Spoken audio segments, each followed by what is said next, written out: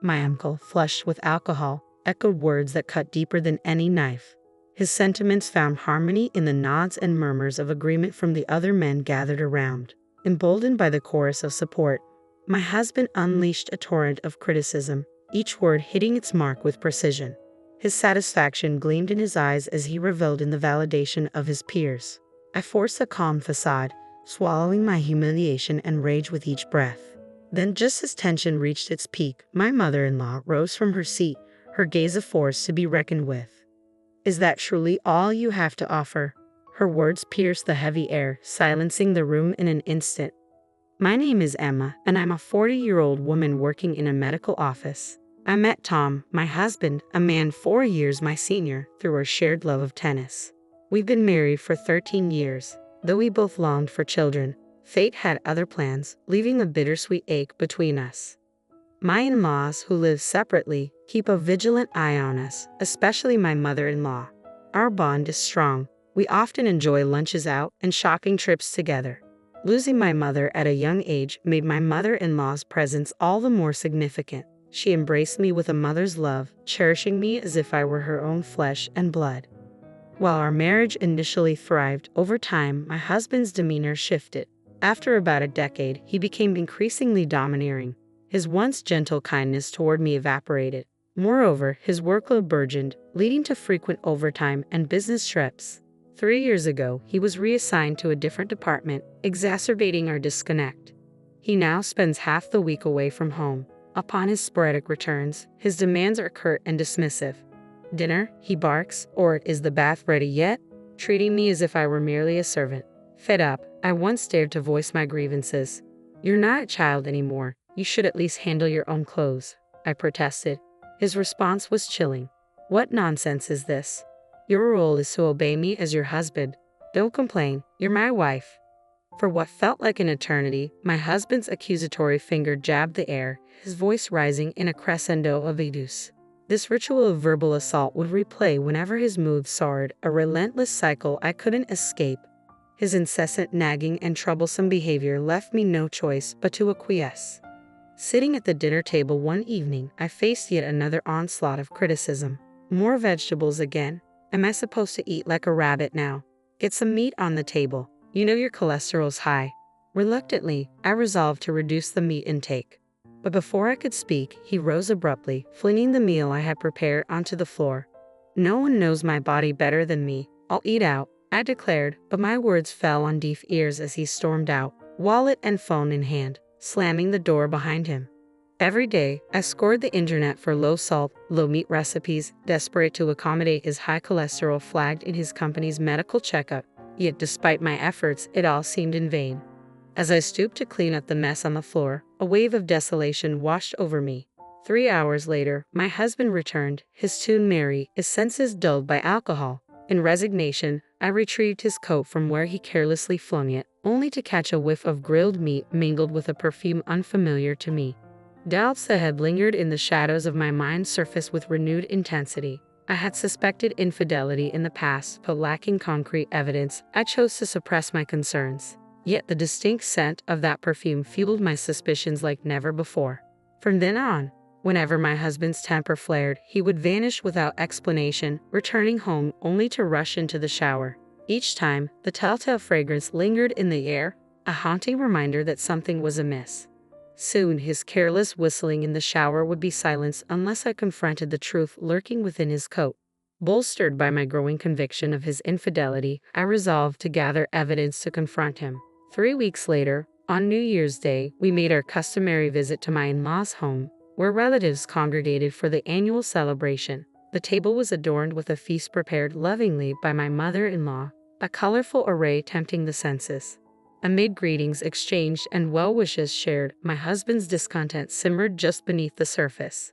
"Don't hold back, Emma. Dig in," my mother-in-law encouraged, to which I gratefully replied. Yet my husband's gaze bored into me with disapproval as I savored the meal, appreciating the effort put forth by his mother. "Where are the chopsticks?" His voice pierced the air, breaking the harmony of the gathering. Hastily, I fetched them from the kitchen, presented them to him, only to be met with another demand. "And the cups?" he queried, his irritation palpable. Shouldn't she anticipate these things without being asked? You need to be more attentive to your surroundings, he chided, his words like barbs aimed at my every move. Despite the presence of our extended family, my husband's verbal assaults persisted. I'm not a mind reader. You have to communicate with me, he insisted, his tone cutting through the festive atmosphere. Suppressing my frustration, I handed him a glass, which he accepted with a charming smile as he sipped the sake poured by our relatives. Would you care for a drink, Emma? My uncle kindly offered, but my husband interjected, she's on chauffeur duty today, dismissing the gesture. Meanwhile, my mother-in-law and the other women toiled away in the kitchen, preparing lunch and attending to the needs of the men. Donning an apron I brought from home, I joined the flurry of activity, working tirelessly alongside them. While my father-in-law and the other men reveled in their merriment, consuming one bottle of sake after another, the sounds of their boisterous laughter filled the air.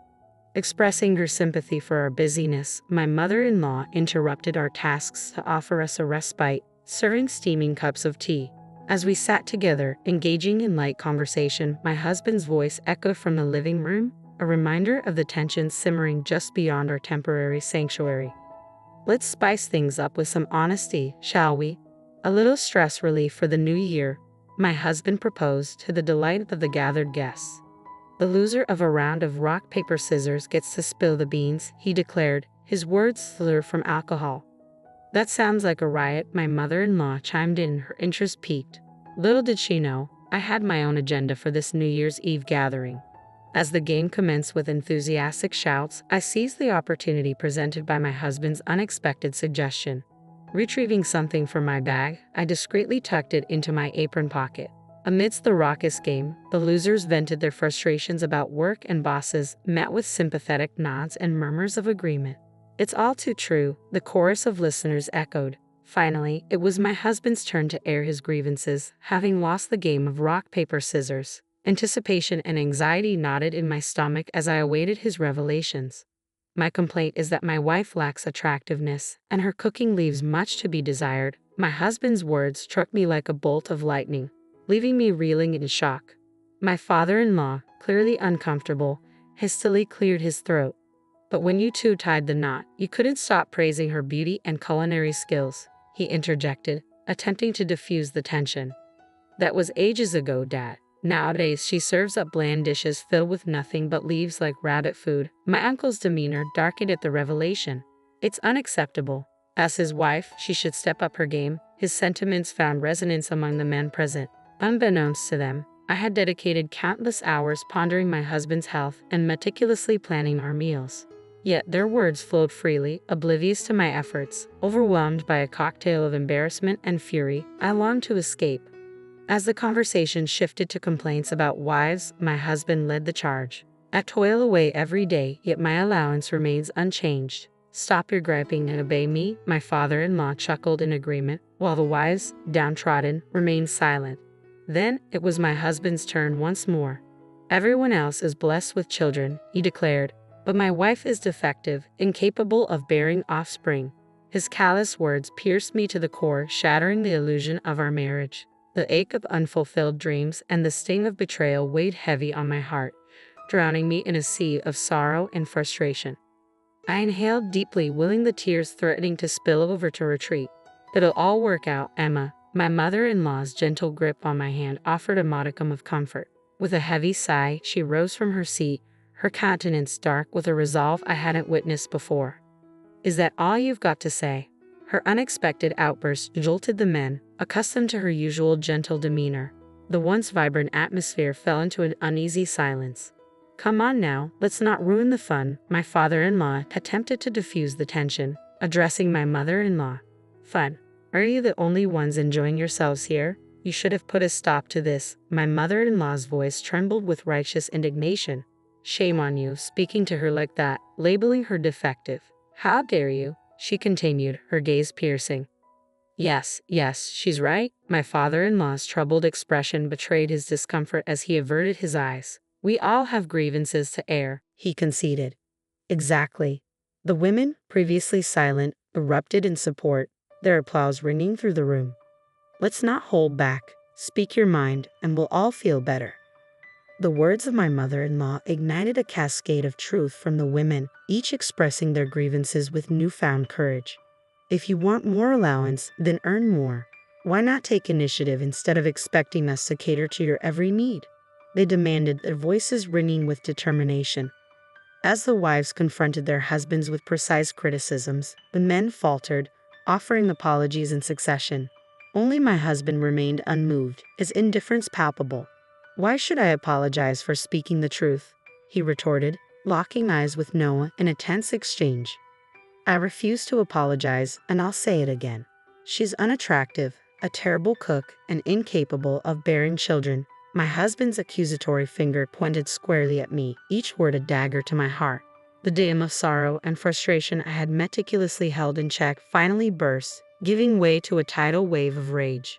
"You have no right to speak to me like that," I confronted my husband with a measured tone, my hand discreetly gripping the cell phone hidden in my apron pocket. "It's unfair that you're the only one allowed to vent. I have grievances too, you know, and you wouldn't object, would you? You've aired your complaints about me plenty of times. I'd welcome appreciation, but not baseless accusations."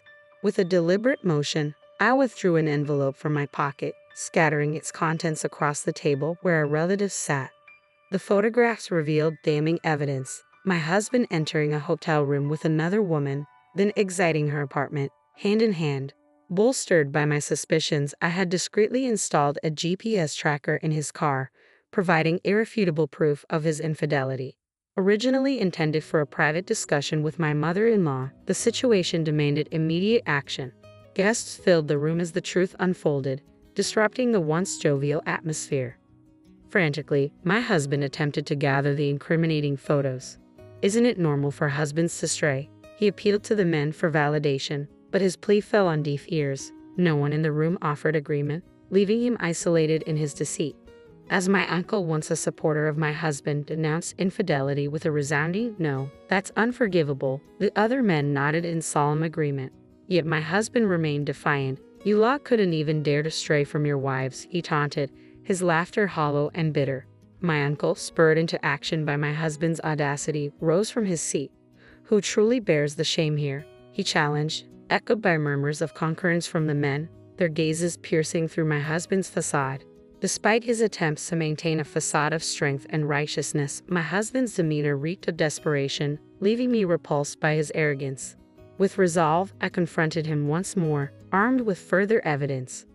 "A week ago, I received a call from Maruka-san, your newfound love," I revealed, each word laden with the weight of betrayal.